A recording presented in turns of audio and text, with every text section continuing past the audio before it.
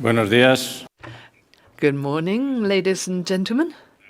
We'd like to thank you, shareholders, for attending this annual general shareholders meeting for Ferrovial, being held on second call as the sufficient quorum wasn't reached yesterday in order to validly constitute it on the first call.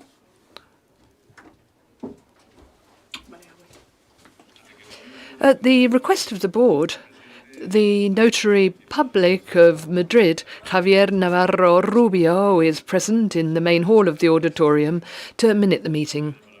The Secretary of the Board of Directors and of the General Shareholders Meeting, Santiago Ortiz Valmonde, will now take the floor and read the call for the shareholders meeting. Good morning. For an orderly conduct of the meeting, shareholders who wish to speak or ask questions once the floor opens up may now go up to the notary's desk to identify themselves. They can do so from now on until the end of the chairman's speech. If any shareholder wishes their speech to be recorded verbatim in the minutes, they should give it in writing to the notary at the time of their identification so that the notary can check it against the speech as it happens.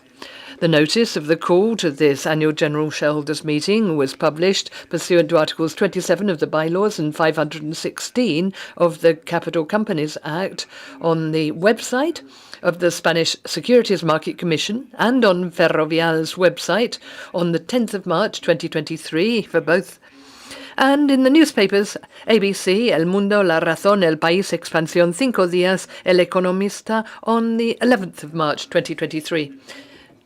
Given that the notice of the call is rather long and pursuant to Article 19.3 of the regulations and of the shareholders meeting, I'll now summarize its content. The notice of the call includes the agenda and any possible supplement, the electronic shareholders forum, the right to information, listing the documents made available to shareholders, including those related to the cross-border merger, being submitted to the approval of this annual general meeting, the right to attendance, proxy representation, telematic attendance and proxy granting and voting over remote communication media, and the rules on exercising those rights and on personal data protection. Likewise, in compliance with Article 40.2 of the Act on Structural Modifications of Business Corporations, the notice of the call includes an appendix containing the legally required minimum information on the common draft terms of merger submitted to the approval of this general shareholders meeting. The agenda then can be summarized as follows. First of all, examination and approval, where forthcoming, of the financial statements and management reports of Ferrovial S.A. and its consolidated group for the financial year ending 31st of December 2022. This item is divided into two sections. Each one will be subject to a separate vote.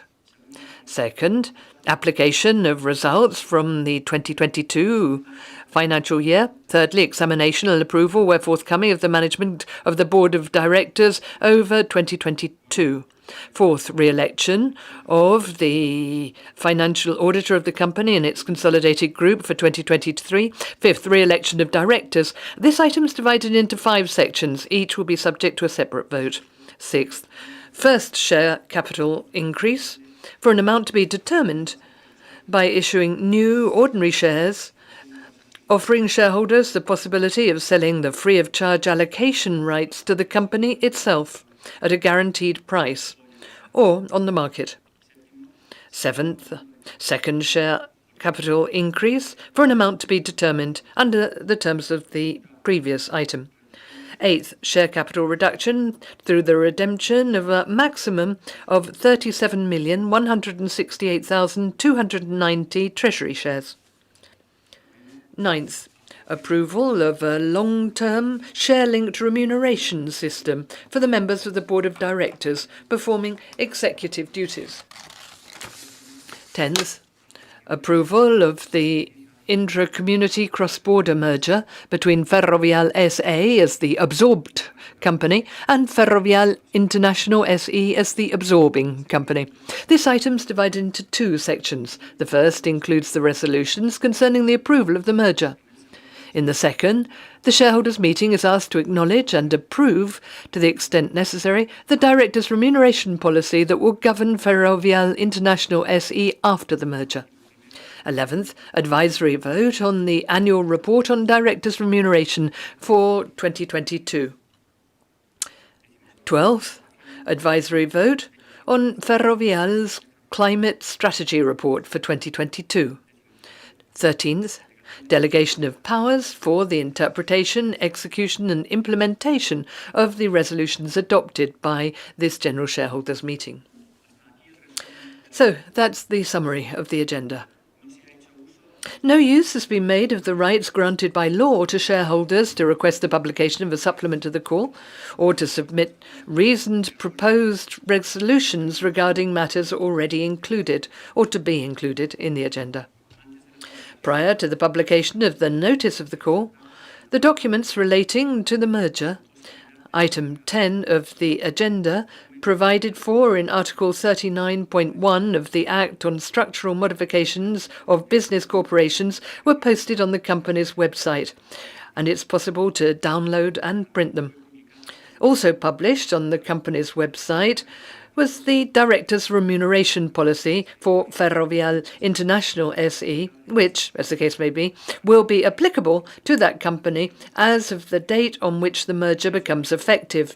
And this is the subject of item 10, section 2 on the agenda. Additionally, the following were also published on the company's website: an information document on certain resolutions that are expected to be approved by the General Shareholders Meeting and the Board of Directors of Ferrovial International SE in the context of the merger, which includes the regulations of the Board of Directors and the dividend policy that, under the terms set forth in such informative document, will be applicable as of the effective date of the merger. And also an information document on the merger in questions and answers format. Apart from those, since the publication of the notice of the call, shareholders, pursuant to the terms of the Capital Companies Act, have been able to consult at the registered office or request documentation be sent home so they can consider it free of charge. And the company has continuously published on its website the information referred to in Article 518 of the Capital Companies Act. The provisional data of attendance for this quorum are as follows. Attending the shareholders' meeting, we have both present and represented 556,088,805 shares, accounting for 76.444% of the total subscribed and paid up share capital, which gives a sufficient quorum to validly hold this general shareholders meeting on second call. Later on, we'll give you the final data.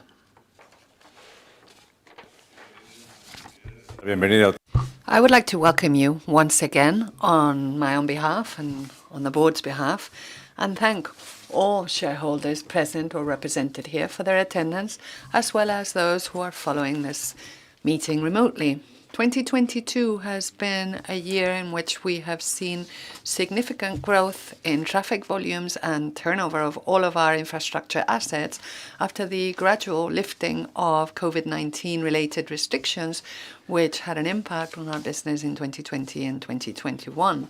In the US, in Texas, the NTE and the 35W already have traffic volumes higher than those before the pandemic, and the LBJ has 7.3% more traffic than in 2021, although it's still below the figures for 2019.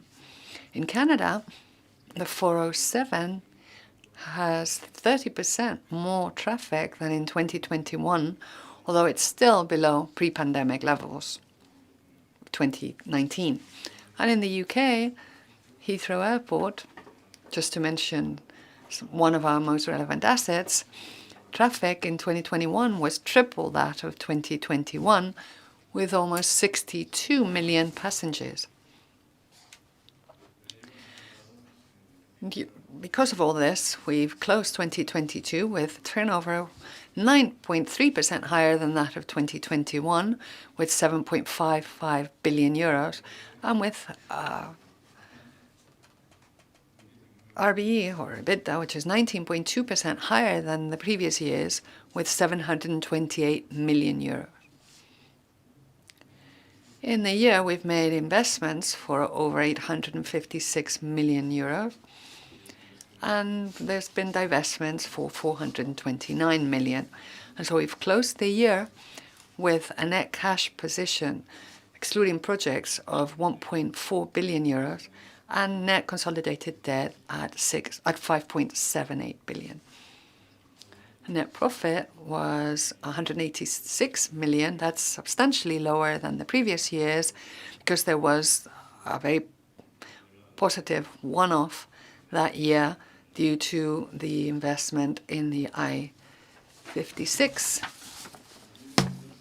2022 was a very active year in terms of investment, and once again the US was the main target for our investment. In the year, we've invested a total of 856 million, and 64% of that total went to the US, with an investment of 471 million in highways and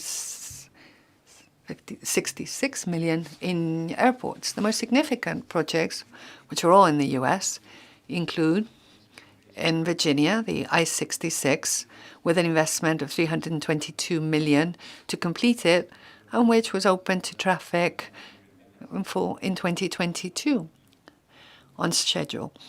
In North Carolina, I-77, where we've invested 104 million to increase our stake from 65.1% to 72.24% of the capital.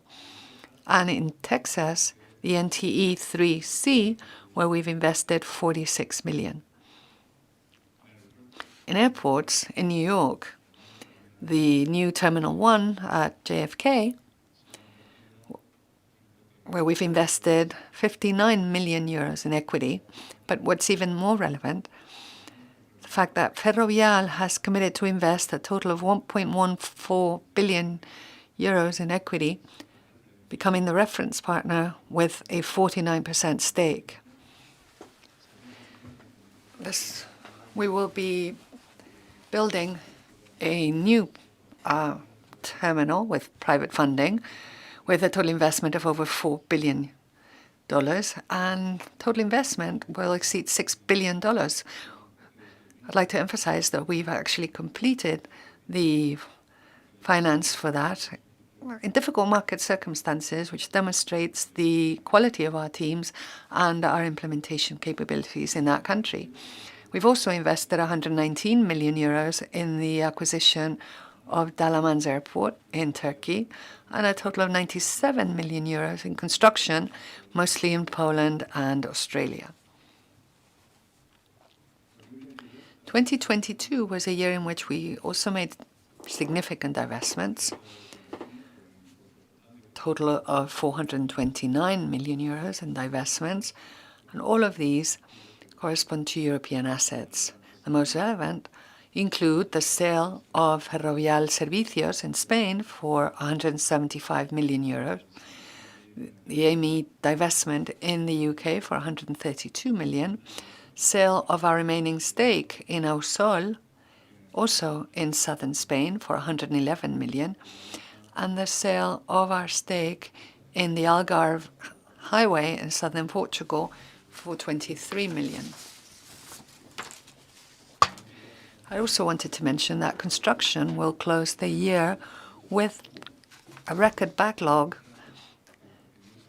of 13.068 billion euros with the proportional integration method.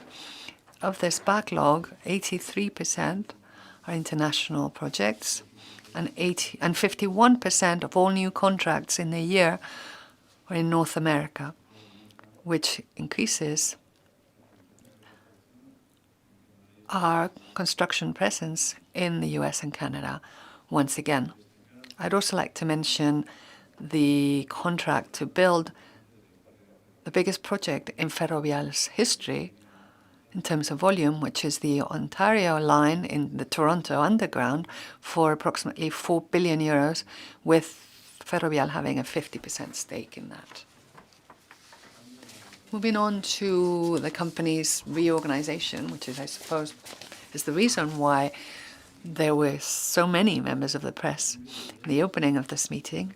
In 2022, we've once again seen how important internationalization is for Ferrovial, since that's the real growth driver for the company, and also our increasing focus on the US and Canadian markets. This strategy has positioned us as the largest market cap company of our sector in Spain, and it's the strategy which we wish to continue to implement in future years so that we can continue to create value for all of you, our shareholders. Currently, over 90% of the group's value, in terms of equity value, comes from its international activity. Over 90% of our institutional investors are also international institutions.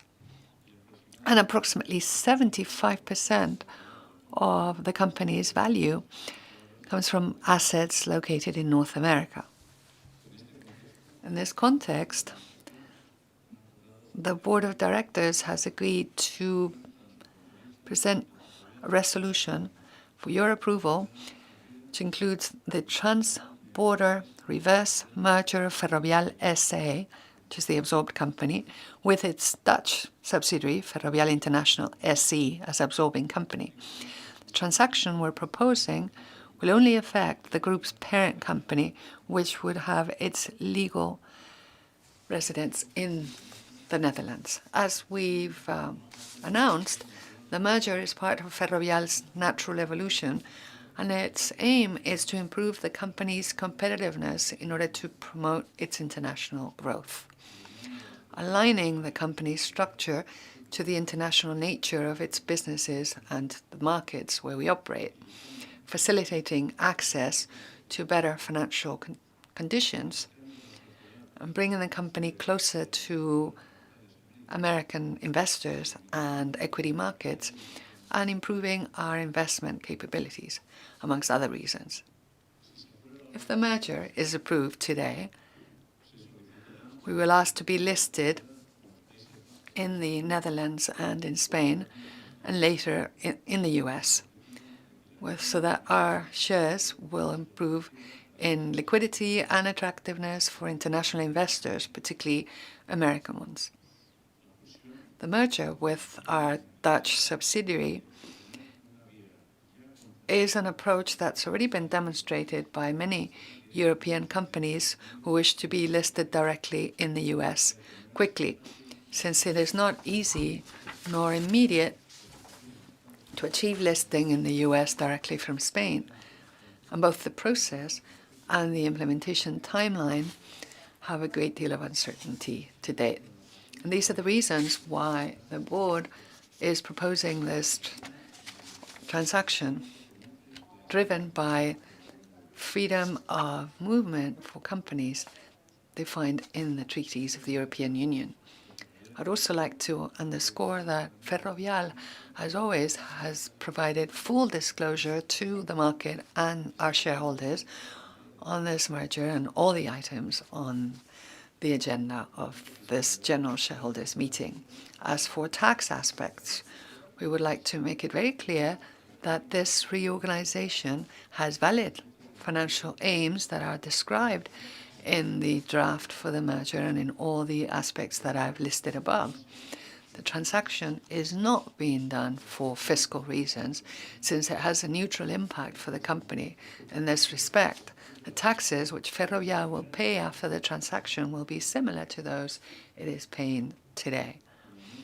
As demonstrated by case law in Spanish and EU courts, the existence of valid economic reasons and the fact that we're not seeking any tax advantage mean that the transaction can fall within the framework of fiscally neutral transactions. As for our remaining in Spain, we also want to make it clear that this corporate reorganization will not affect our operations in Spain. Ferrovial is not leaving Spain. Ferrovial will maintain its activities, its jobs, projects, investment plan, and will continue to be listed in the Spanish stock exchanges. Spain has always been our country, and that will not change. Also, Ferrovial will also contribute to pay taxes, continue to pay taxes in Spain, as it has done since it was founded. In 2022, we paid 282 million. There's also a relevant knock-on effect of our international projects for Spanish companies, many of which are SMEs. In the last few years, over 1,000 Spanish Ferrovial suppliers have operated beyond our borders thanks to us, and over 50 engineering firms have received contracts from Ferrovial for over 500 million euros, and half a dozen of them now have a permanent footing in the US thanks to a first contract there with Ferrovial.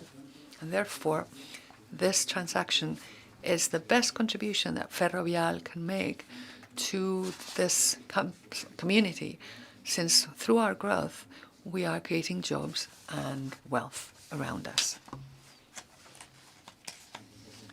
As for our shares, I'd like to state that Ferrovial's shares ended 22 trading at 24.47 euros, down 8.6% versus the previous year's closing price, whilst the IBEX 35 average had come down 5.1%.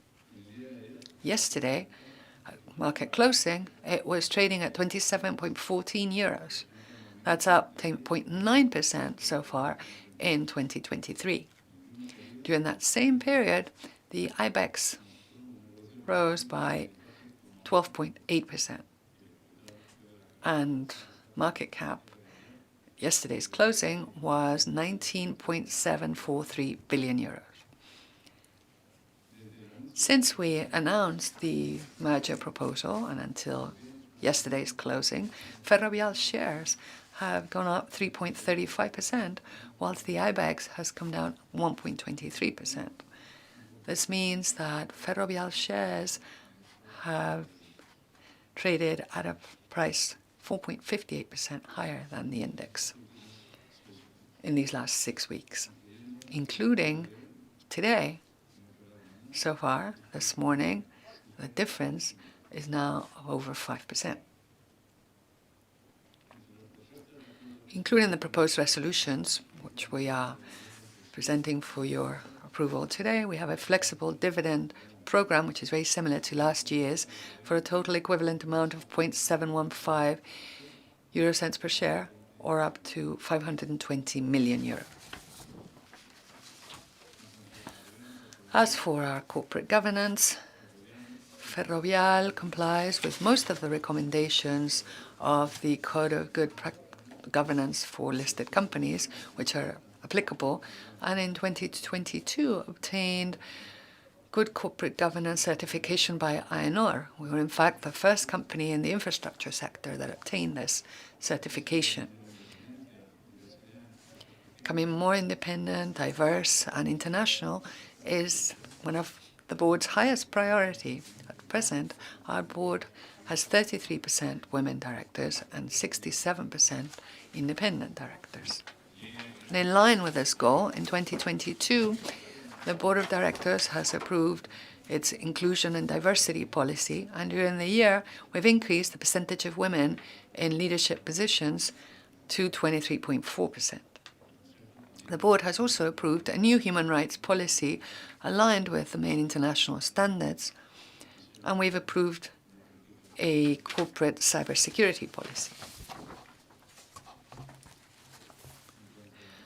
As for ESG, Ferrovial has been included for the 21st year running in the Dow Jones Sustainability Index, and we're still in the same position in the FTSE4Good, CDP, Sustainalytics, MSCI, Moody's, Vigeo, ISS ESG, Stocks, and Bloomberg Gender Equality Indexes, which demonstrates the quality and the importance of all ESG criteria for Ferrovial. In health and safety, we've improved the accident frequency rate with own employees involved, which has gone down from 3.6 to 3.2 per million hours worked in like-for-like terms, although the number of fatal accidents is still well above our targets. To contribute to the fight against climate change is still a priority, and the company is still making progress in decarbonization of all of its activities. We've been able to reduce our emissions in absolute terms by 3.6% with respect to the previous year. Being carbon neutral by 2050 is one of our goals, and to do that, we're increasing our use of electricity generated from renewable sources, reducing the emissions of our fleets, and improving the efficiency of our asphalt and construction machinery plants, and analyzing other emerging technologies. In 2022, we had a very positive year in terms of awards and recognition, and Ferrovial's efforts have been recognized with awards in such diverse areas as environmental protection, digital transformation, corporate social responsibility, and innovative design. Also, some of our assets have received international awards, such as recognition for the new Terminal 1 at JFK in New York, which has been recognized as the best P3 project in the year. And finally, I'd like to, on behalf of the board and my own, thank our shareholders for their trust, as well as thank all clients and suppliers of our company. I'd also like to express my gratitude to all of our employees for the excellent work and the dedication. And they are the real reason why this company has had such an excellent performance. Thank you very much for your attendance. Good day.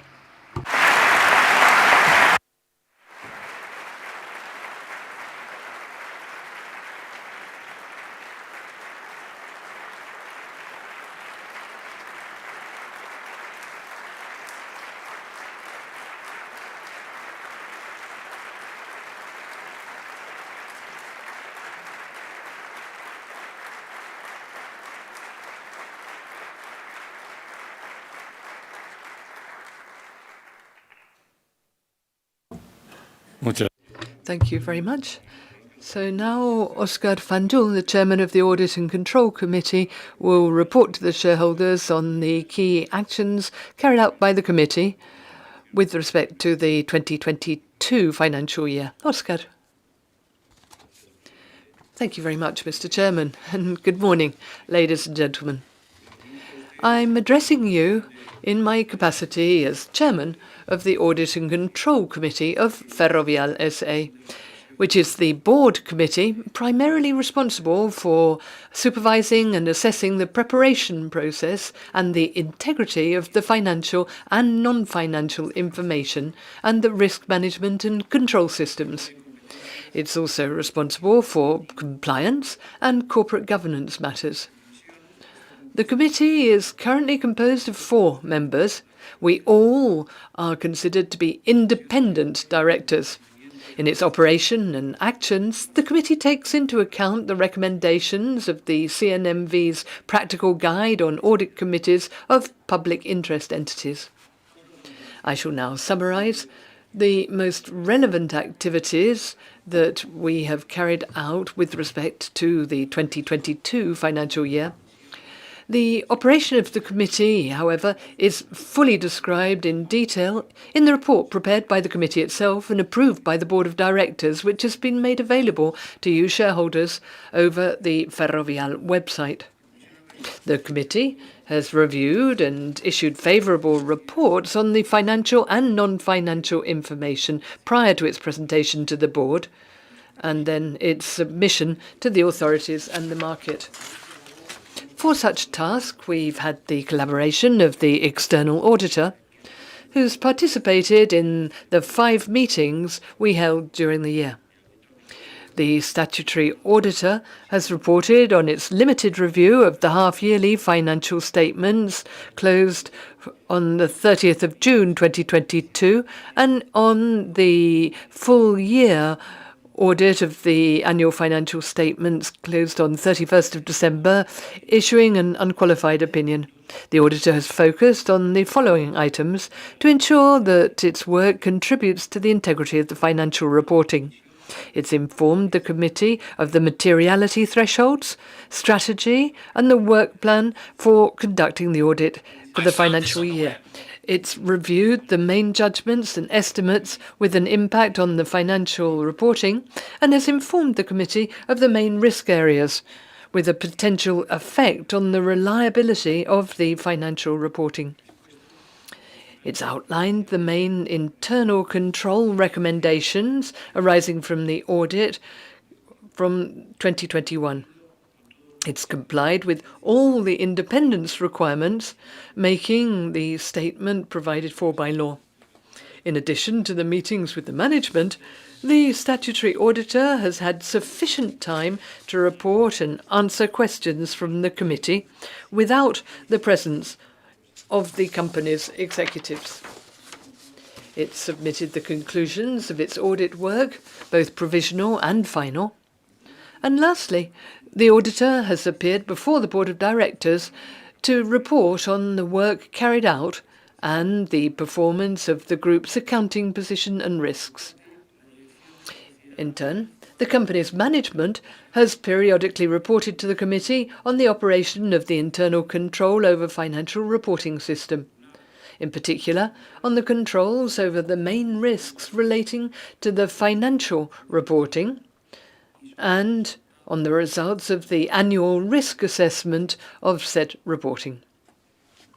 The committee has also been supported by the internal audit department. The committee has monitored its activity and the degree of compliance with the plan for 2022 on a recurring basis and has approved the audit plan for 2023 and its budget. Likewise, the committee has been periodically informed by the Compliance and Risk Department of the main risks facing the company and its group, including both financial and non-financial risks, and also of the systems established for their identification, management, and control. In each meeting, we've also received information on the operation of the concerns management system established by Ferrovial, which allows any employee and persons related to the company to report inappropriate behavior with the guarantee of confidentiality and anonymity, if so desired. Finally, with respect to compliance and corporate governance matters, the committee has examined, prior to its approval by the board for filing, the annual report on corporate governance. It's also approved the amendment of the bylaws and the regulations of the General Shareholders Meeting to incorporate, amongst other things, changes made in the Capital Companies Act. Regarding Ferrovial's compliance program, the committee supervised its effectiveness and analysed the action plan for 2023 to 24. It's also been informed about the crime prevention model. It's approved a report on related party transactions, which has been posted to the company's website. So those were, in a summary, the tasks performed in relation to the financial year ending on the 31st of December 2022. On behalf of the Audit and Control Committee, I'd like to thank you for your attention. Many thanks. Thank you very much, Oscar. And now I'll give the floor to Ignacio Madridejos, the CEO of the company. Señoras. Thank you, ladies and gentlemen, shareholders. Good morning, everyone. It's a great honor to take part once again in this annual general shareholders meeting presenting 2022's results. I'd like to thank all of our shareholders who are joining us today for their attendance, as well as those who are following us remotely. I'd also like to thank all the Ferrovial employees and their families for their effort and dedication to the company throughout the year. 2022 has been a year of significant growth. Chairman's already given you a good overview. I'll simply underscore across-the-board improvement in our performance due to rising traffic after the pandemic, which has impacted not just traffic in our highways, but also through our airport assets. And we've had good cost control in spite of an inflationary context, which has enabled us to improve our operating margin and confirm the company's solid financial position. Sustainability is still a strategic driver for the company, as well as a great opportunity. We're very focused on rising inflation and interest rates, as well as the potential recession in some of our markets. The Horizon 24 plan is now on its third year and is moving forward towards its goals thanks to growing traffic volumes and the awarding of significant contracts in strategic markets. Our EBITDA has increased by over 19% this year, and we've also moved forward towards our 4 strategic priorities: people, sustainable growth, operational excellence, and innovation. The Horizon 24 plan is making positive progress, and we maintain our goals of continuing to grow our core businesses, analyzing new business opportunities, and expanding our activities to digital or adjacent businesses. On the other hand, we're also working to improve the efficiency of our operations, adapting our organization, always focusing on talent, and simplifying our backlog. I will now give you a few more details about our highways, airports, construction, energy infrastructures, and mobility businesses. Our turnover in 2022 rose by 9.3% to 7.551 billion euros. This was due to a large extent to the excellent performance of our highways business, thanks to the recovery of traffic volumes. There was 728 million, which is up 19.3% versus the 610 million euros of 2021. Our net profit was 186 million euros. That's a number lower than that of 2021 due to one-offs that year. Let me now give you the breakdown by businesses and geographies.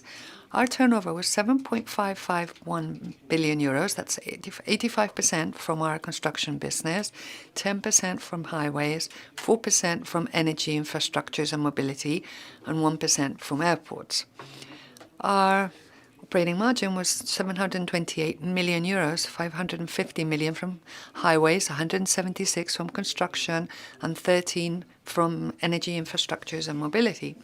By countries, 40% of our turnover was in the US and Canada, 24% in Poland, 15% in Spain, 10% in the UK, and 11% others. As for our operating margin, the US and Canada brought in 406 million, Poland 153 million, and Spain 113 million. These numbers demonstrate the crucial importance of the American market, as well as the exceptional performance of Budimex, our Polish construction subsidiary. And now I'll analyze the same numbers, but using the proportional integration method, which probably best portrays the reality of our business. With that method, our turnover was 8.073 billion. That's 65% from construction, 16% from highways, 12% from airports, and 7% from energy infrastructures and mobility. Our operating margin was 1.51 billion euros. That's 870 million from highways, 500 from airports, 116 from construction, and 31 from energy infrastructures and mobility. And by countries, 36% of our turnover was booked in the US and Canada, 21% in the UK, 18% in Spain, 11% in Poland, and the remaining 14% in other regions.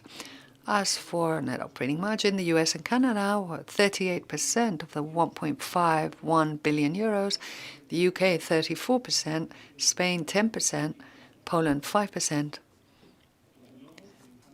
I will now look at cash flow generation, net cash position, market cap, and shareholder remuneration.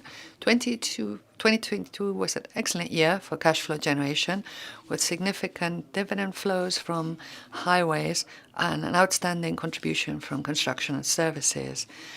Cash flow before taxes was 584 million euros, and highway dividends with 388 million, with 66% of that number. Construction had an operating cash flow before taxes of 144 million and services 93 million. Our net cash position at the end of the year was 1.439 billion euros. That's down 743 million due to a cash consumption of 856 million for capital investments in I-66, NTE 3C, the new Terminal 1 at JFK, the acquisition of 60% of Dalaman Airport, and an increase in our stake in I-77. 2022 closed the year with market cap at 17.8 billion euros. And so far in the year, our market cap, yesterday's closing, was at 19.743 billion euros. I'll now review shareholder remuneration, which is one of our biggest priorities. Shareholder remuneration, including dividend payments and share buybacks, was 578 million euros. Total shareholder return, including the dividend and share price, has decreased by 8.6% due to the strong macroeconomic volatility in 2022.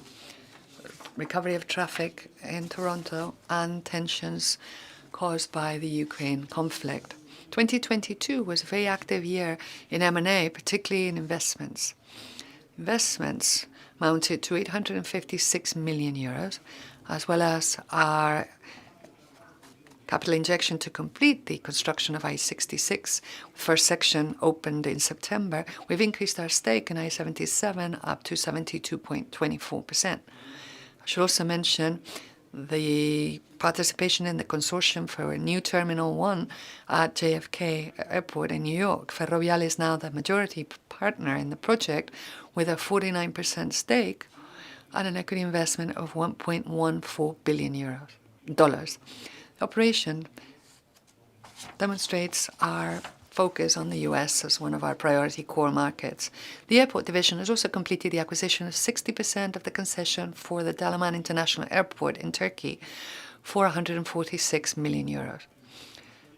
Amongst divestments, I should mention the sale of Amy for 132 million in cash, without including loans to the buyer, and Servicios de Infraestructuras in Spain for 175 million euros. Also in highways, we should mention the sale of 15% of Osol in Spain for 111 million euros and the rotation of Algarve in Portugal for a total of 23 million euros. I will now review the most relevant milestones of 2022. At the beginning of the year, we sold Servicios de Infraestructuras in Spain to Portobello Capital for 175 million euros, whilst construction was awarded the I-74 highway in North Carolina for 233 million, as well as a section of the Murcia-Almería high-speed train for 171 million euros. In the second quarter, construction was awarded the Paris Metro contract for 188 million euros and water contracts in Texas for $279 million. In June, we completed the financial closing of new Terminal 1 for JFK Airport in New York for $1.14 billion, and construction was awarded the Coffs Harbour Bypass project in Australia for 445 million euros.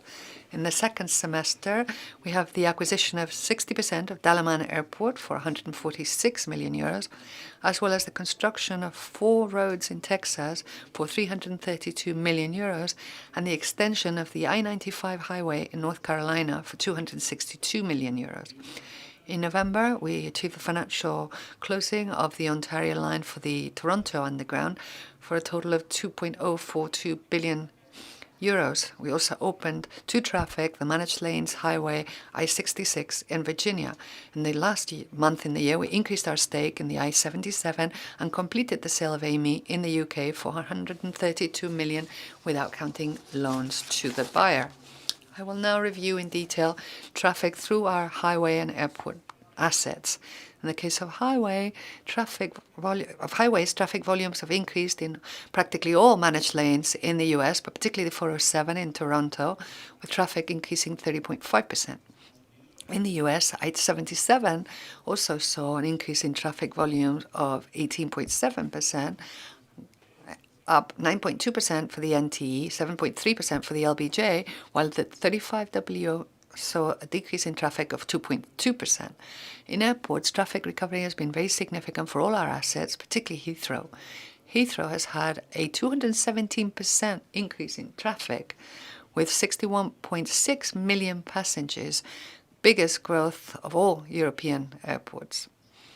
Also, AGS has seen a recovery of traffic of 164% versus 2021, with 9.2 million passengers, and Dalaman has had a 95.3% increase in traffic with a total of 4.5 million passengers. So our turnover in our highways was 780 million euros. That's 32.6% higher than the previous year. Net operating income was 550 million. That's 32.5% higher. And dividends, 388 million euros.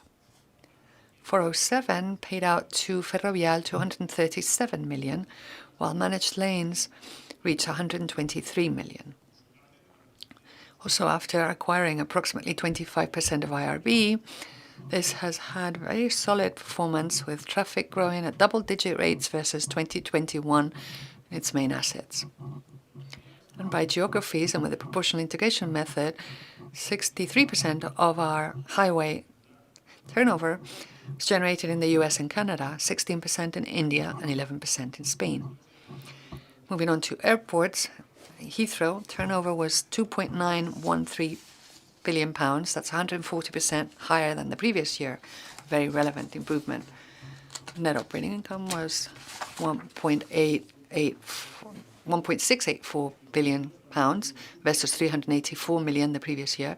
Payout still suspended and will not be resumed until air traffic normalizes. In AGS, turnover was 167 million pounds, with operating income at 47 million. And finally, in Dalaman, turnover was 44 million euros and operating income was 35 million.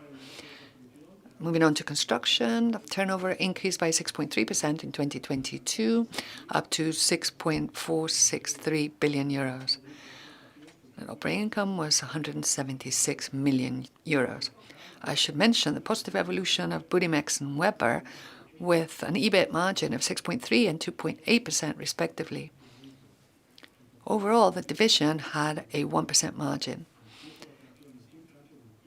Cash flow from operations, always before taxes, was 144 million euro. And by geographies, the main markets were the US and Canada with 37%, Poland with 28%, Spain with 16%, and the UK with 9%. That is 84% of our turnover came from international markets.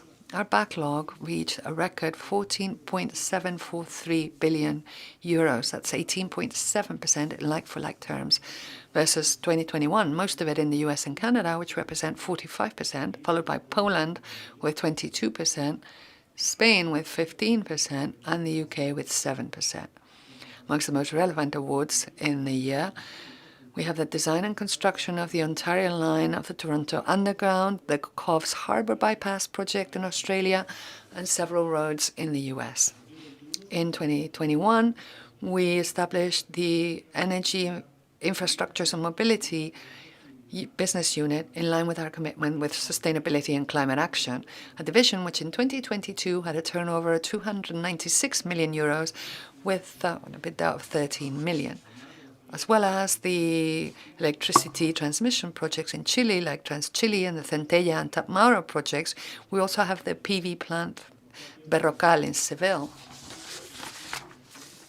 To demonstrate the importance of this division, we have a recent investment of 75 million euros in 2 additional PV plants in Andalusia, which shows our commitment to continue to invest in Spain. As for mobility, we have Ferrovial's participation in City, which operates in Madrid, Paris, Lyon, and Milan.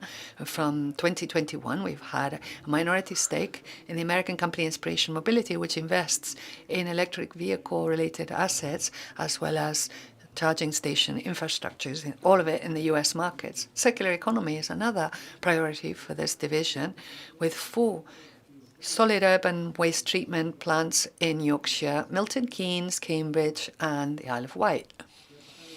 I'm now going to describe the year in terms of our efforts to decarbonize. Our Scope 1 and 2 carbon footprint in 2022 was 414,000 tons of CO2. We've reduced our emissions in absolute terms by 3.6% versus the previous year. That's about 15,000 tons. Compared to 2009, our baseline year, the reduction in absolute terms was 25.4%. In comparison with the baseline year, Ferrovial has decreased the carbon intensity of its activities by 73.6%, measured in tons of emissions per million euros of turnover. As for Scope 3 emissions, we had a total of 3,995,000 tons. That's up 5.5% versus the previous year, but it's a 34.15% reduction versus the baseline year, 2012. We have the target of having our electricity supply be 100% renewable by 2025. In this sense, in 2022, 70% of the electricity used came from renewable sources. We continue to make progress towards being carbon neutral by 2050, extending our emission reduction actions and compensation efforts until we achieve climate neutrality. As for the EU's taxonomy, this year we've produced our second report, including alignment with mitigation and adaptation objectives for our activities. And the report published is based on 2 scenarios, a more restrictive one with a literal interpretation of regulations following recommendations by a verifier, and the sector one, which follows CEOPAN's interpretation. According to the more restrictive scenario, 25% of Ferrovial's revenue is considered to be aligned with the criteria of the European taxonomy. In terms of capex, the alignment was 8.45%. However, in terms of the sector scenario, Ferrovial's activities are aligned, 53.9% of our activities are aligned with the taxonomy, and 88.5% of our revenue and capex, respectively.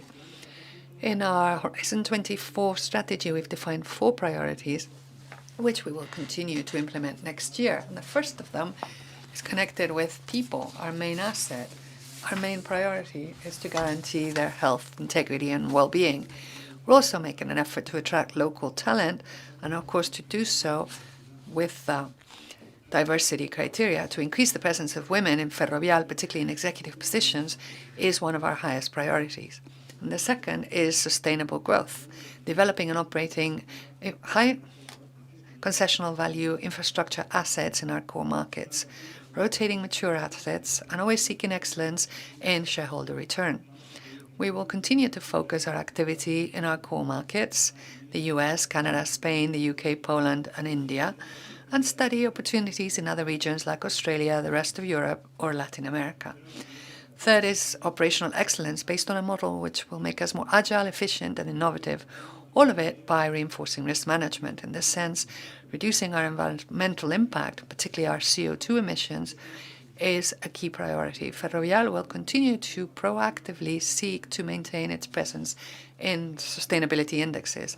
Our 4th strategic priority is innovation, which we want to be disruptive at the corporate level and incremental in the business units.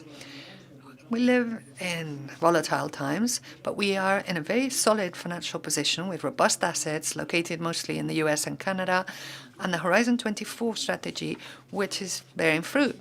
We have an executive team with proven response capabilities, focused on innovation and with serious commitment to fight climate change.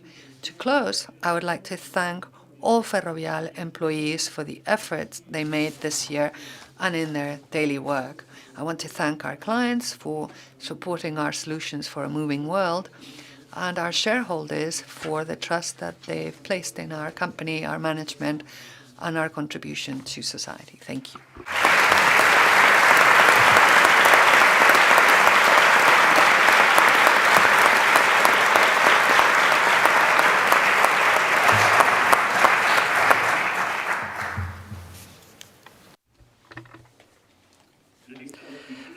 We have the final list of attendance, and it's as follows. Attending the meeting in person, we have 624 shareholders holding 119,859,656 shares, representing 16.477% of the share capital. This includes shareholders who voted over remote communication media. And we have 2,072 shareholders attending by proxy, holding 445,299,520 shares, representing 61.214% of the share capital. Consequently, we have, between shareholders present and represented, shares accounting for 77.691% of the total subscribed and paid-up share capital, giving us a sufficient quorum to validly hold the general shareholders' meeting on second call.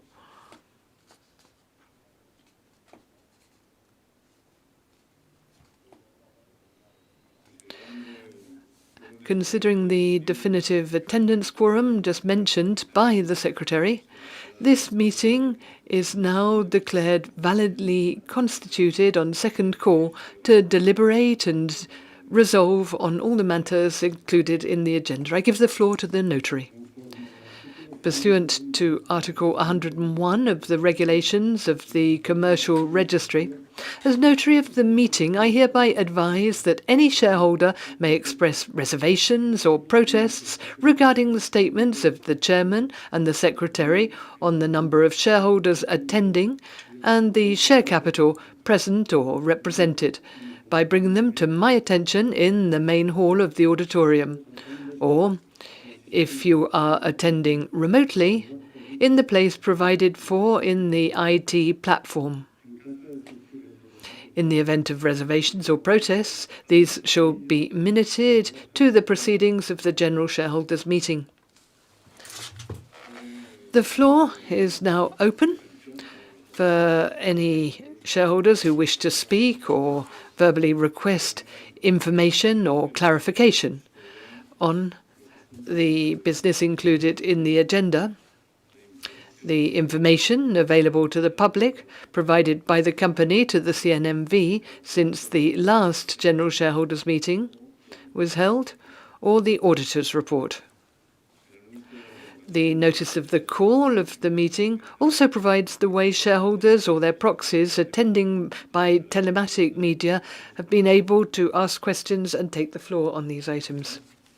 In addition, and pursuant to Articles 197 and 520 of the Capital Companies Act, until the 5th day prior to this general shareholders meeting, shareholders have had the opportunity to request clarification and ask questions in writing on these same items.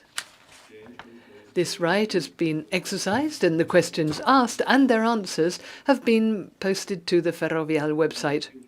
Pursuant to Articles 20 and following of the regulations of the General Shareholders Meeting, the following procedure will be used to organise the turns to take the floor.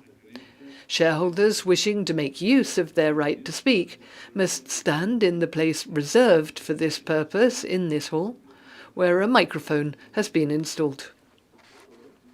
All speeches will be answered at the end of this session, opening the floor to shareholders, and if it's not possible to do so, or if it's not convenient to qualify or complete the answer given now, it shall be made in writing within 7 days following the shareholders' meeting, pursuant to Articles 182 and 197.2 of the Capital Companies Act, and the answer will be posted to Ferrovial's website. So we open the floor to shareholders. There are no questions online. Tiene la palabra. So we will now give the floor to Jean-Pierre Ballen.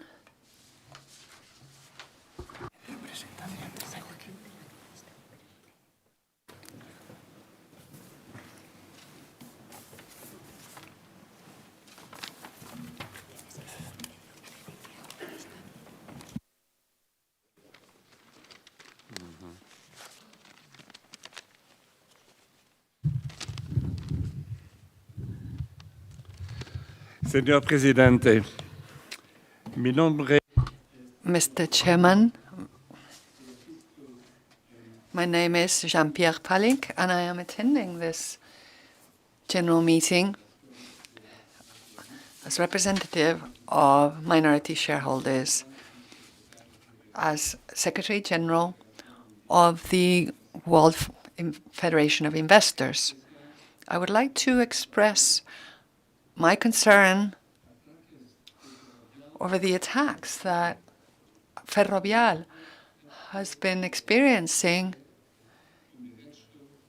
due to the mere fact of exercising a right which is consecrated in Article 49 of the Treaty of the European Union. A right which is the freedom of establishment, guaranteeing the mobility of companies throughout the European Union.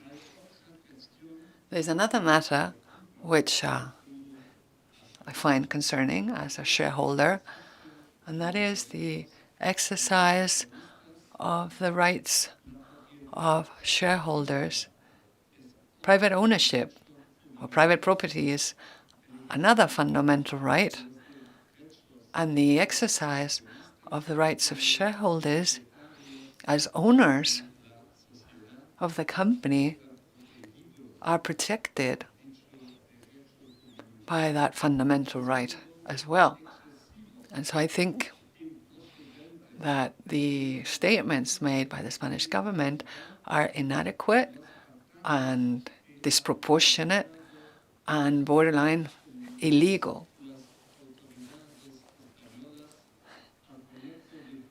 As regards the merger project presented to this general shareholders meeting,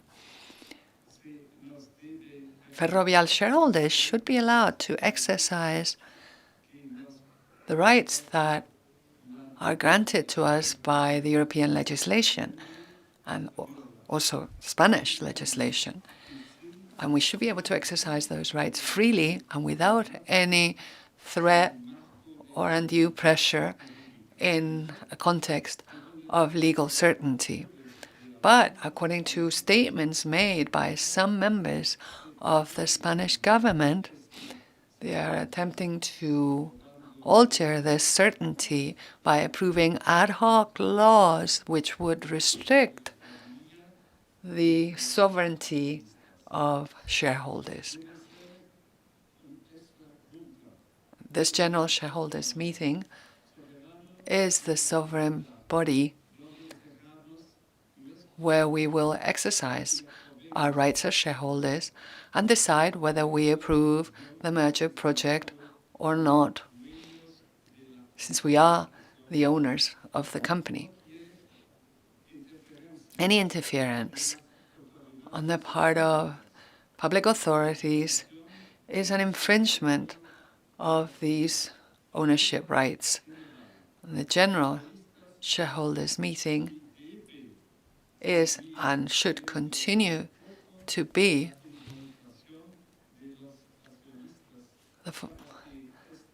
the forum for shareholder participation in the administration of the company. And it makes no sense within the current context to have a corporate governance structure that would not promote and provide shareholders with the appropriate mechanisms so that they can actively participate in the policies and basic objectives of the companies they own.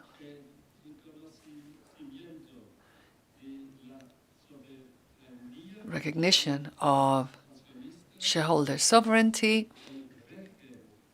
must be the core aspect of that involvement.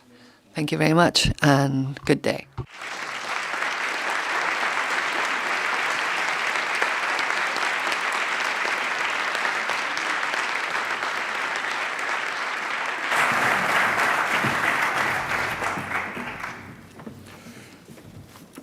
Tiene la palabra And we are now going to give the floor to Kristen Verdick from Telway Investments Limited.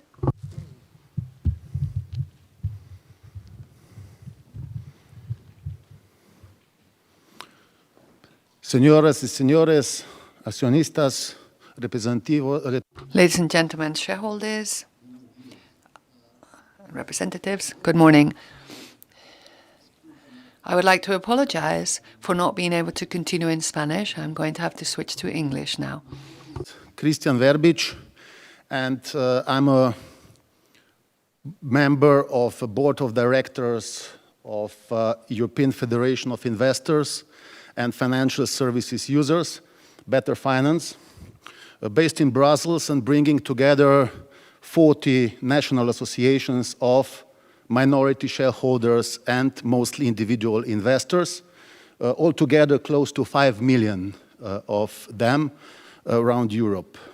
I would like also to express, of course, on one side, congratulations for the results of the company, Ferrovial, multinational company, very successful one that we are also following, not just to the management, but also to the workers of the company for the results presented.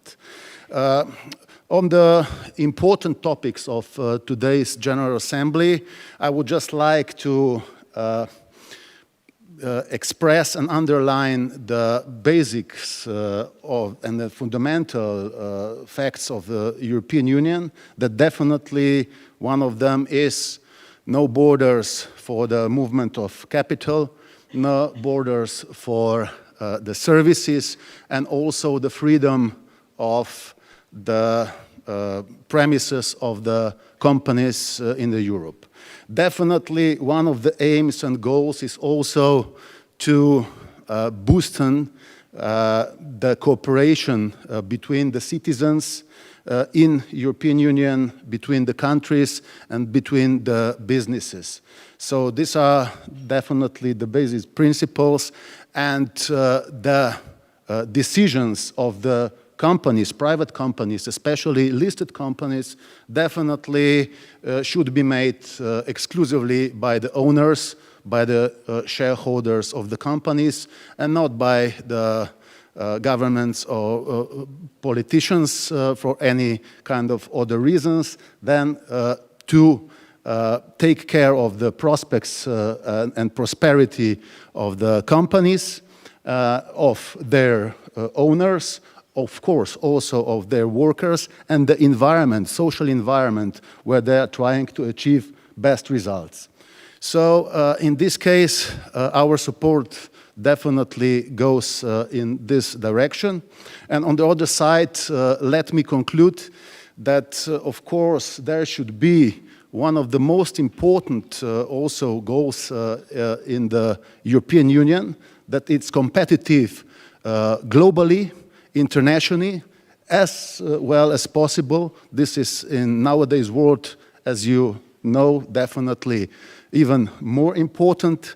And there is also important that we have a competition among different environments inside the European Union, between different legislations, between different societies, between different companies, also internally, not just globally. So I would like to express the support of mentioned European Federation of investors and financial services users, and in my name as well. And I wish good luck, good decisions for this General Assembly, and great prosperity further all for the company of the Ferrovial. Muchas gracias.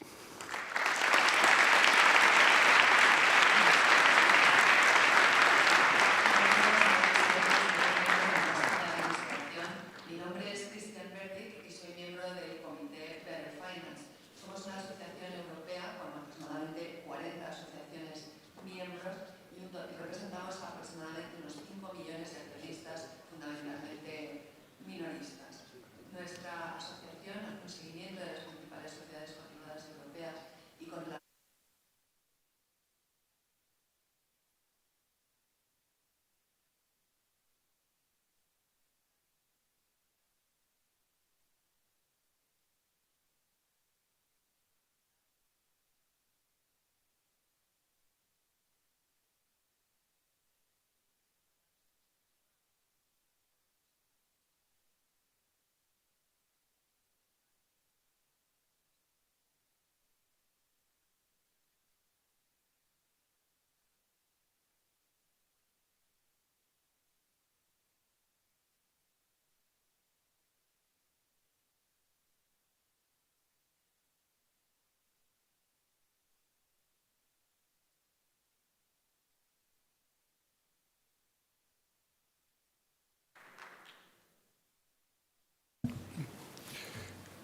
Tiene la palabra don Jesús Neila Fernández.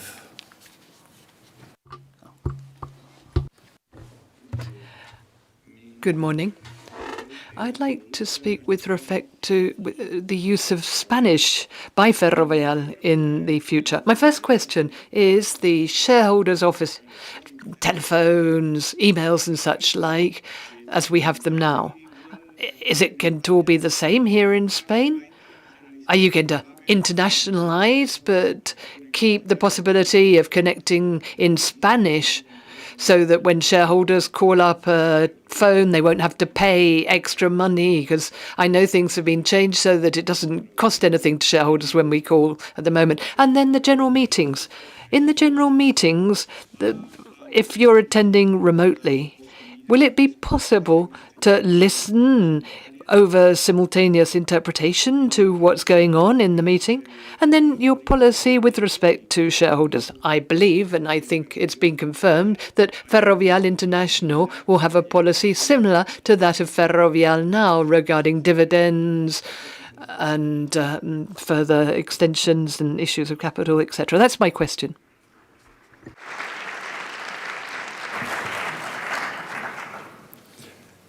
Tiene la palabra. I'll give the floor to Valentín de Torre Freña.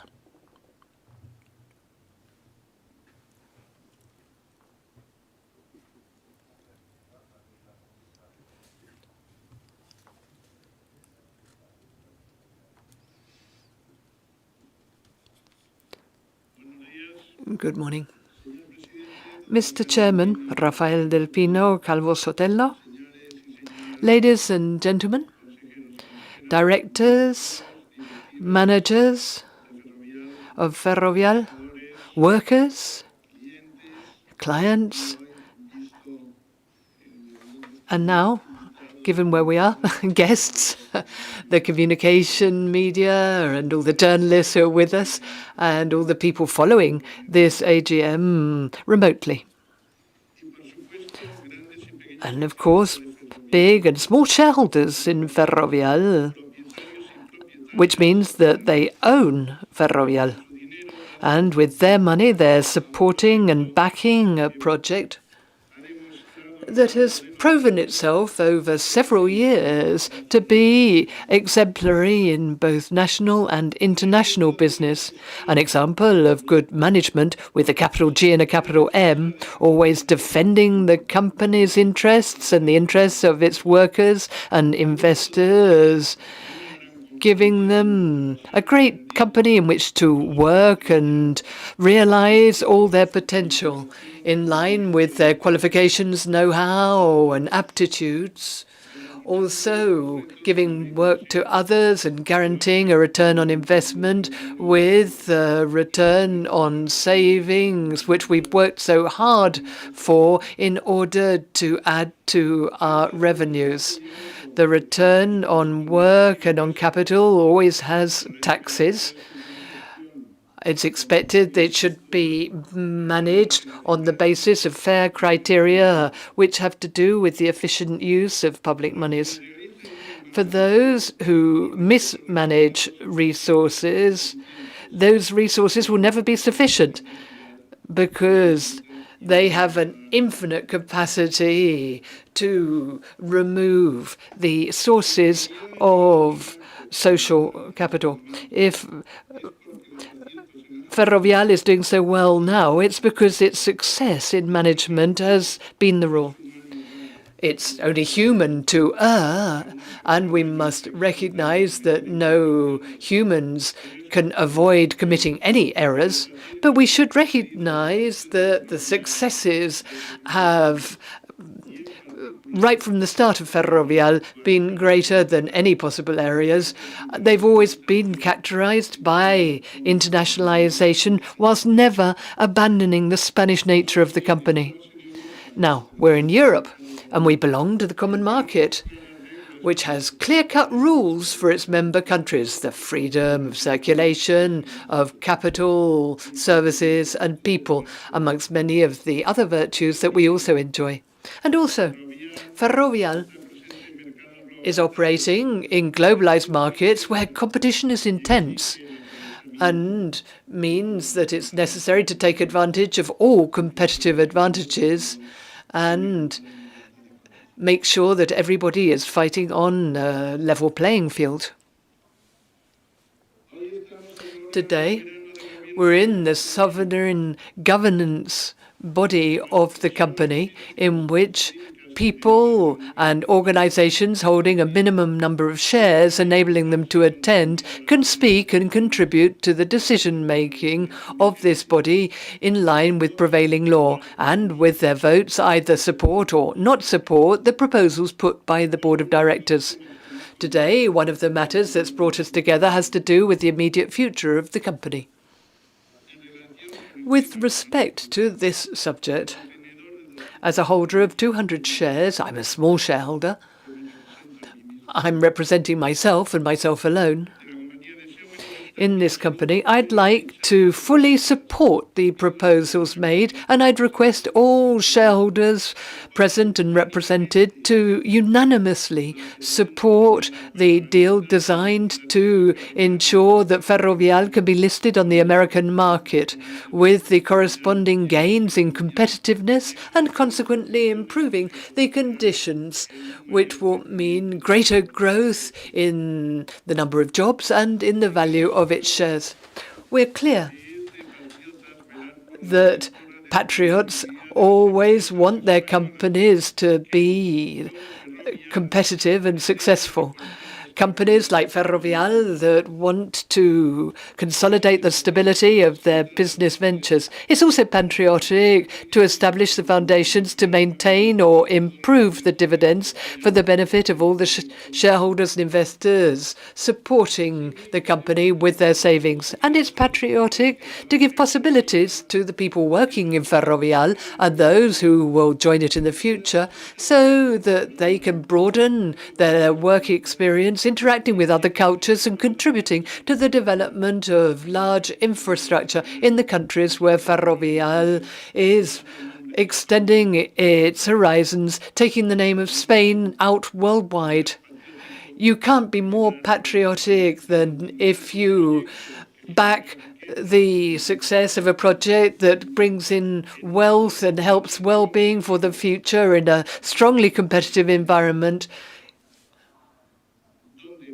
where Ferrovial has proven itself to be in the top league in this small select group of the very best.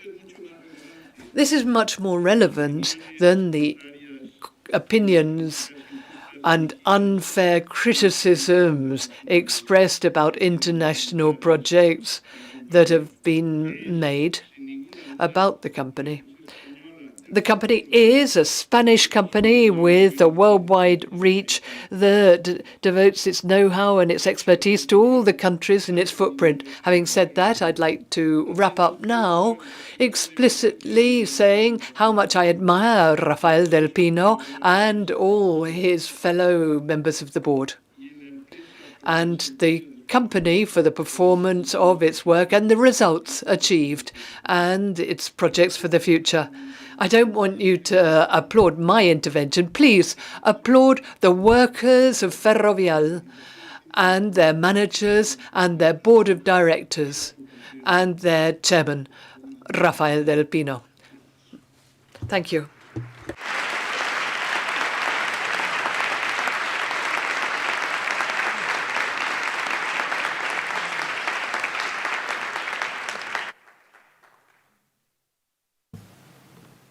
Bueno, toca contestar. Very well. I'm now supposed to reply to the questions and comments made by shareholders. And if I may, I'm going to group Jean-Pierre Perlink's and Christian Verbeek's and Valentin Torresolano's questions or comments, since they all three referred to very similar topics and made similar points. I just wanted, on behalf of the board, to thank them for their support, to express our absolute belief that this transaction, which is being proposed, will be good for the company, and that's why we've put it to you in this meeting for vote.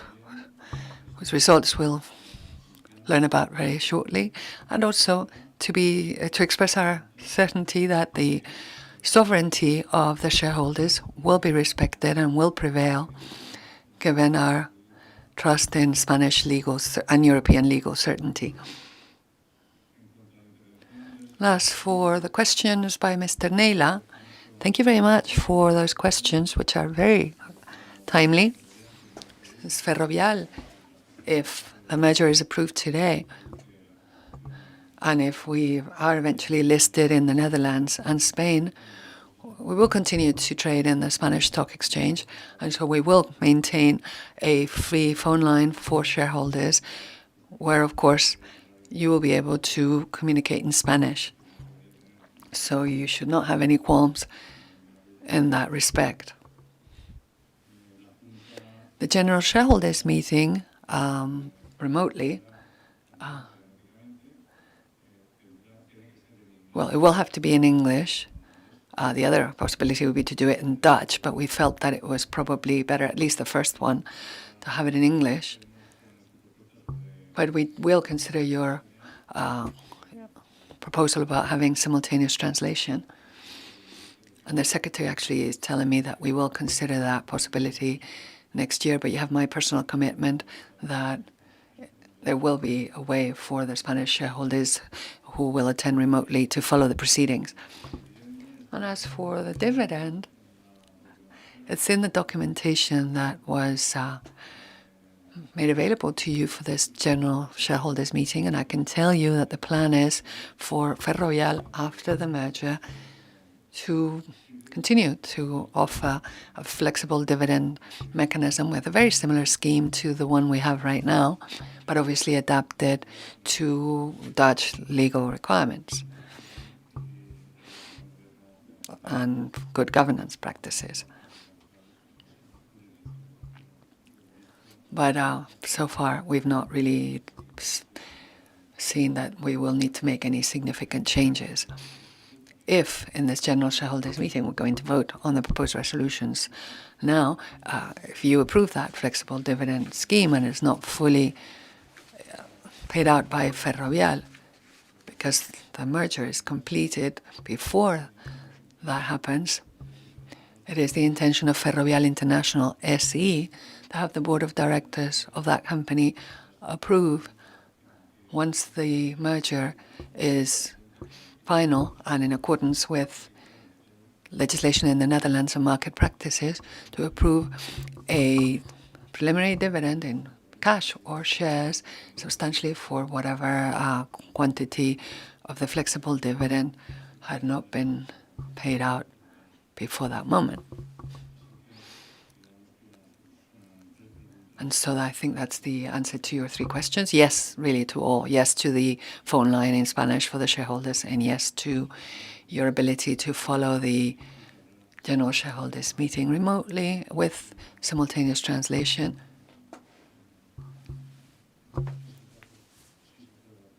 If, of course, you approve the merger in this meeting, and the dividend will remain substantially the same to the one we will approve today.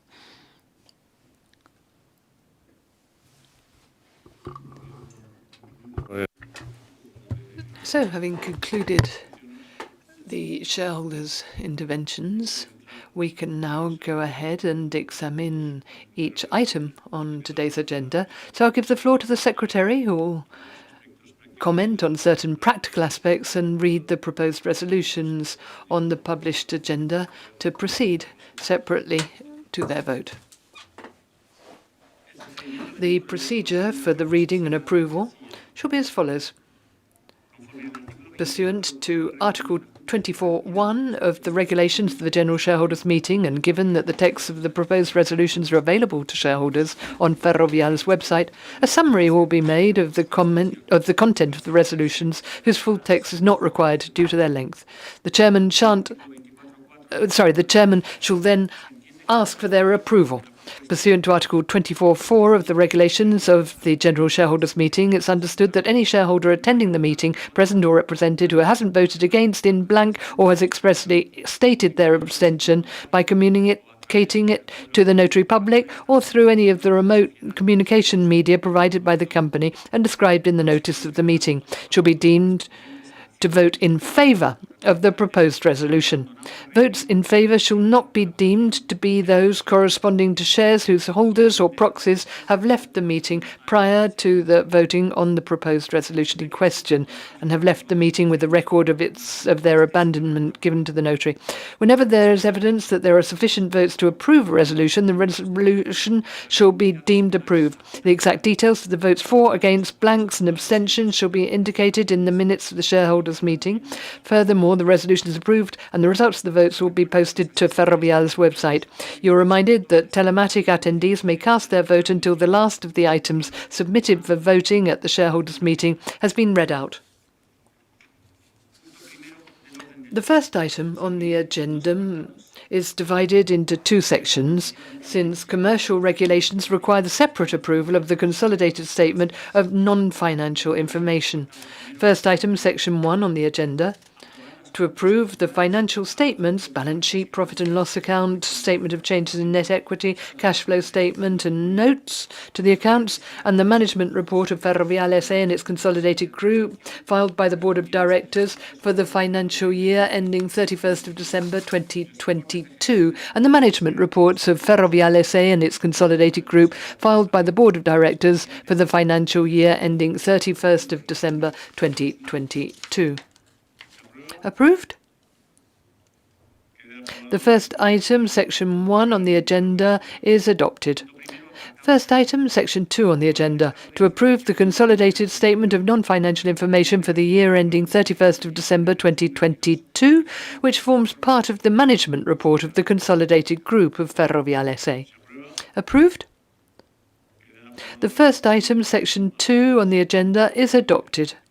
Second item on the agenda, to approve the distribution of the profit for the 2022 financial year, which is 961,401,668.98 euros, as follows: 908,006,282.34 to voluntary reserves, 53,395,386.64 euros to offset losses from previous years.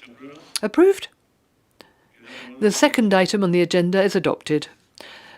Third item on the agenda, to approve the management carried out by the Board of Directors during 2022. Approved?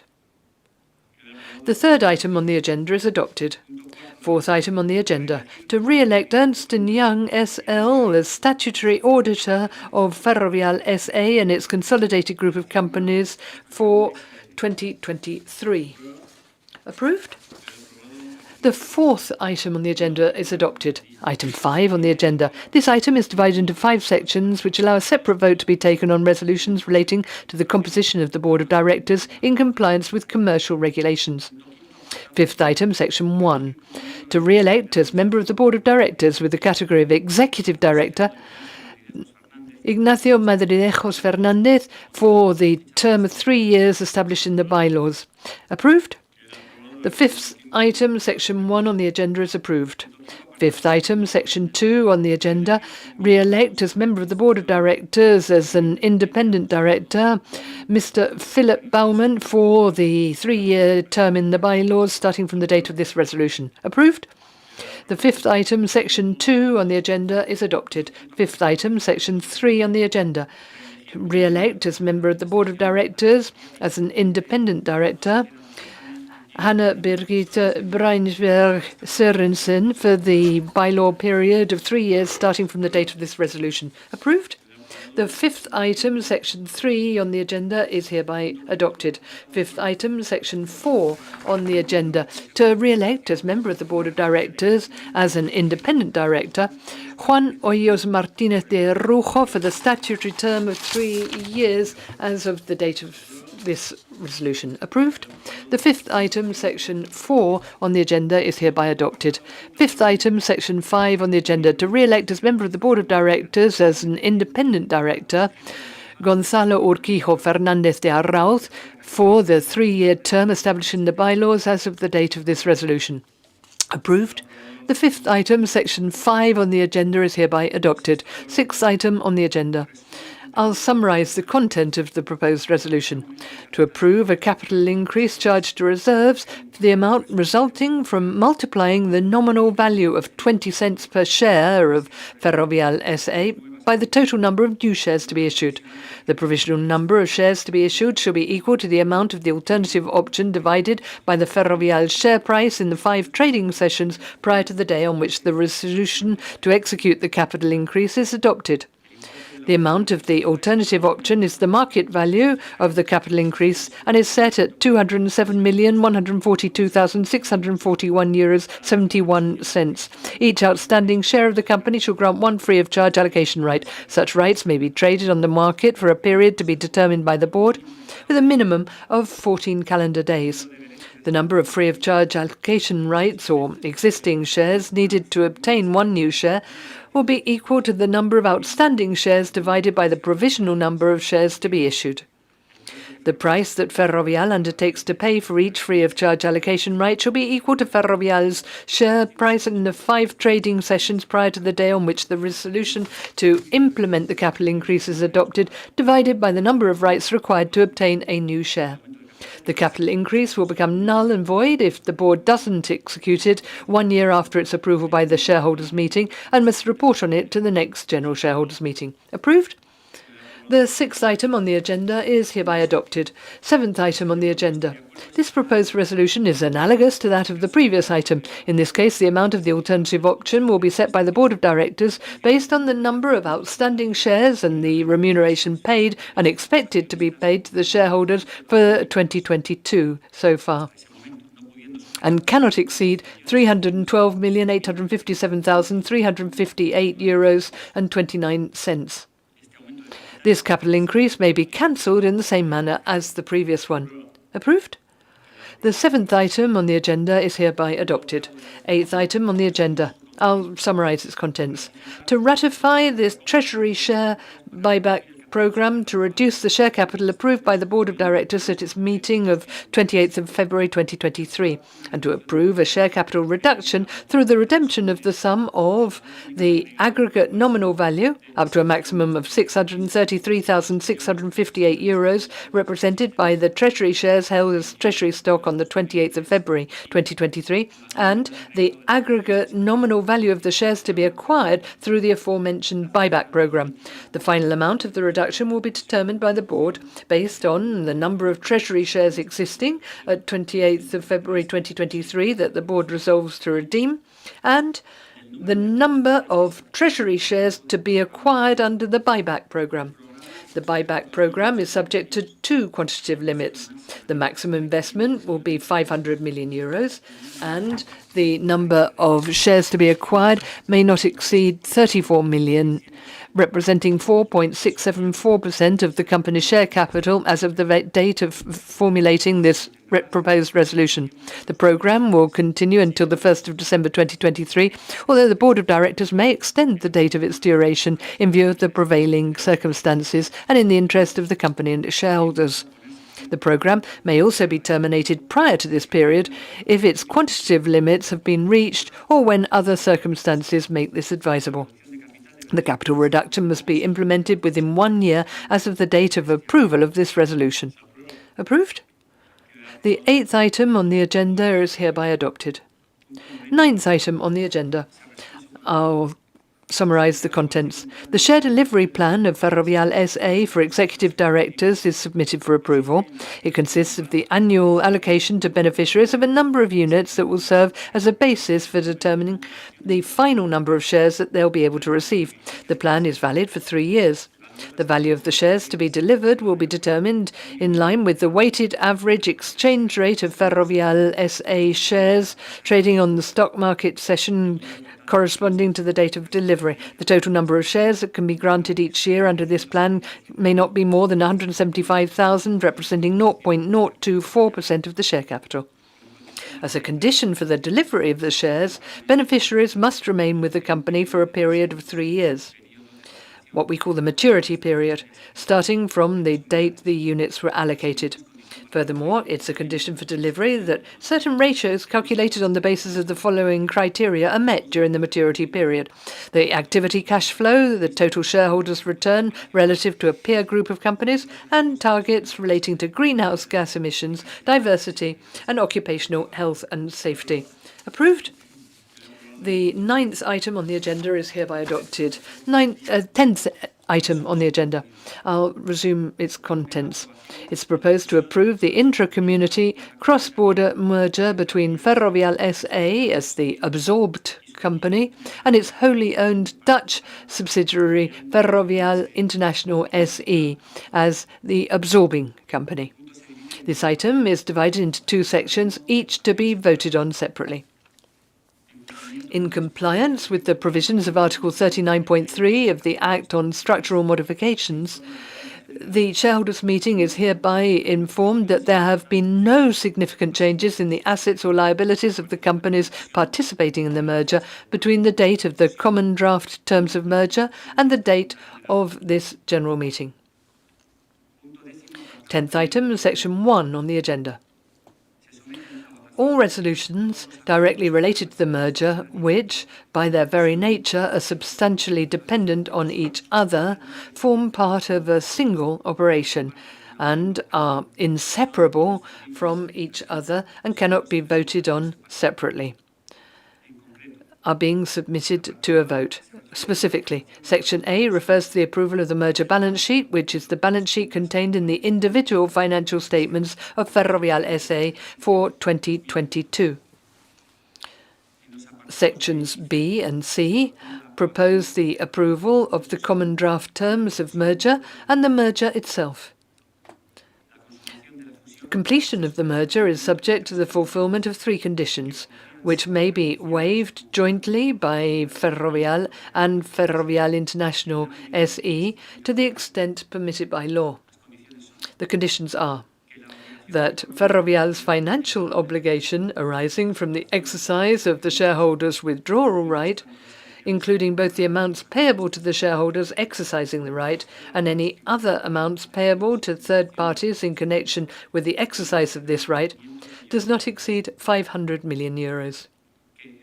That Euronext Amsterdam has provided the board of directors of Ferrovial and Ferrovial International SE with reasonable assurance that the shares of Ferrovial International SE at the time of their delivery and exchange pursuant to the merger will be admitted to listing and trading on Euronext Amsterdam.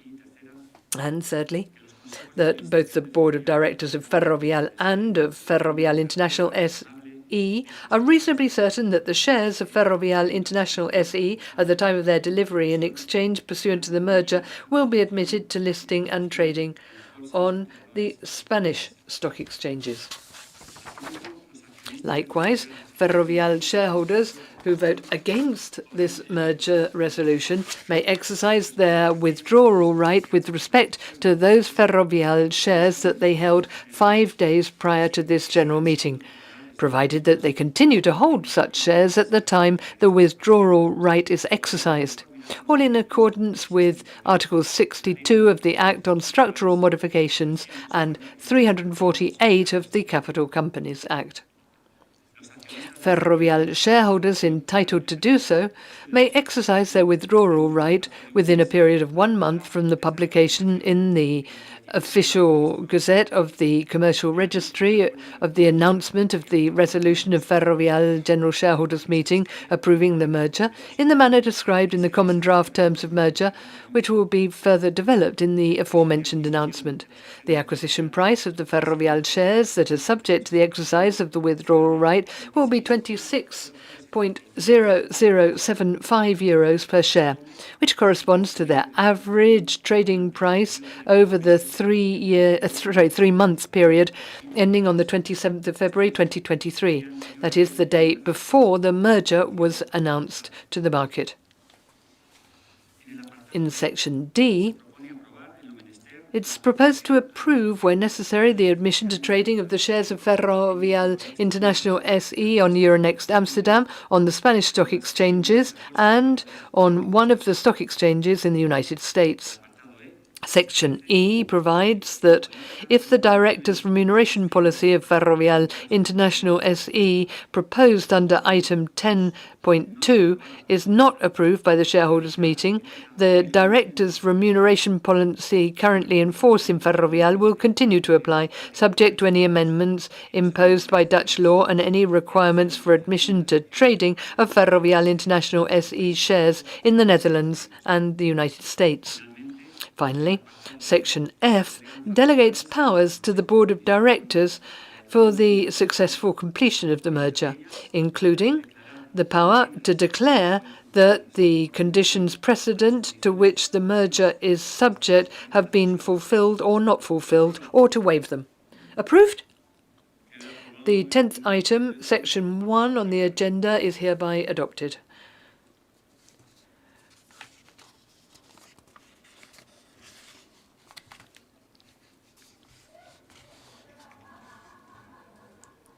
Mr. Secretary.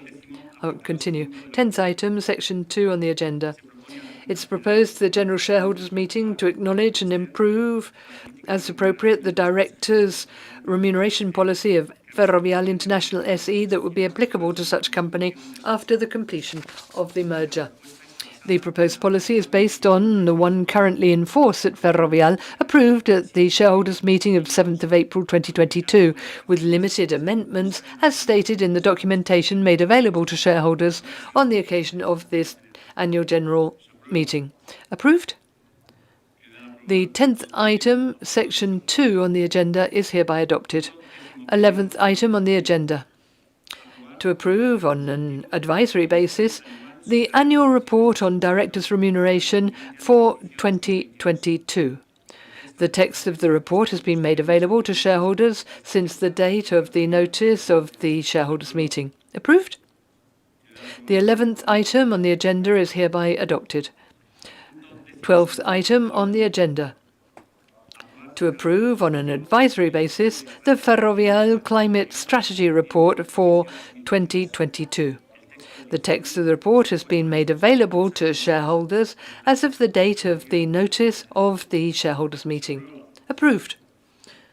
The 12th item on the agenda is hereby adopted. 13th item on the agenda. In summary, it's proposed to delegate to the Board of Directors, with powers to sub-delegate to the Executive Committee, the Chairman and the CEO, the power to interpret, correct and execute the resolutions approved at this shareholders' meeting, and delegate to the Chairman, the CEO and the Secretary of the Board such that any of them may formalise and notarise such resolutions.